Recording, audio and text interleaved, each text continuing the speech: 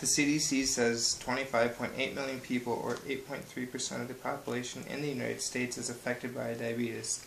That startling statistic includes 7 million people that have undiagnosed cases. Every year alone, diabetes costs $174 billion and currently is the 7th leading cause of death in this country.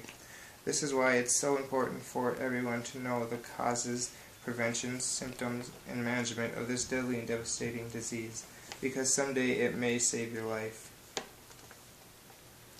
Diabetes is a condition where the pancreas does not make insulin or is unable to use the insulin it does make properly. Insulin is very important because it is a hormone that allows the glucose to get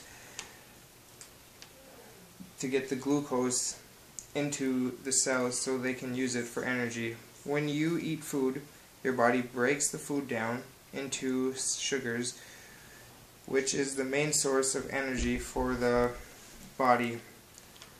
When your body cannot use the glucose in your blood, your body is like a car without any fuel. So without insulin, the glucose instead builds up in the body, which not only prevents the body from getting its fuel, but can also damage blood and nerve vessels.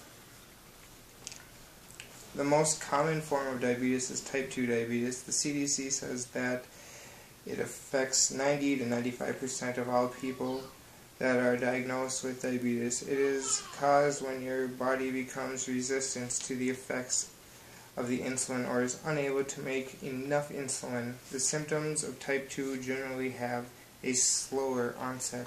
According to the National Institute of Health, people with type 2 may experience fatigue, increased thirst and hunger, weight loss, frequent urination, blurred vision, and slow healing of wounds. However, it is important to remember that some people may not experience any of these symptoms at all.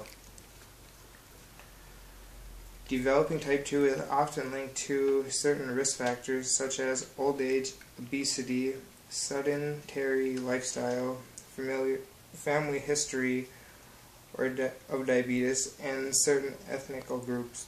About 80% of people with type 2 diabetes are overweight or obese. According to the National Institute of Health, type 2 is a chronic condition, which means there is no cure. However, with exercise, weight loss, diet, and home testing of the glucose, this disease can be managed. Some people will also need to use oral medication or insulin to further help control their blood glucose. The CDC says that approximately 40% of people with type 2 diabetes require insulin injections. The less common but equally devastating form of diabetes is type 1. The CDC says that it only affects 5 to 10% of the people that are diagnosed with diabetes. Type 1 is considered an autoimmune disease. An autoimmune disease is like having your body at war with itself. Rather than attacking the foreign and bad things in your body, it turns on itself and destroys the good things. With type 1, the person's immune system attacks the insulin-producing cells in the pancreas. Once the insulin-producing cells are destroyed, the pancreas no longer is able to make insulin. The symptoms of type 1 often have a more rapid onset, unlike the slower onset of type 2. The common symptoms of type 1 are increased thirst and urination, constant hunger, weight loss, and changes in vision, and extreme fatigue, according to the National Institute of Health.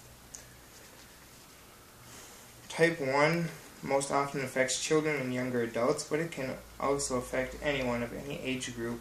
The exact cause is not fully understood yet, but the Mayo Clinic says type 1 is thought to be caused by a combination of genetic susceptibility and environmental factors.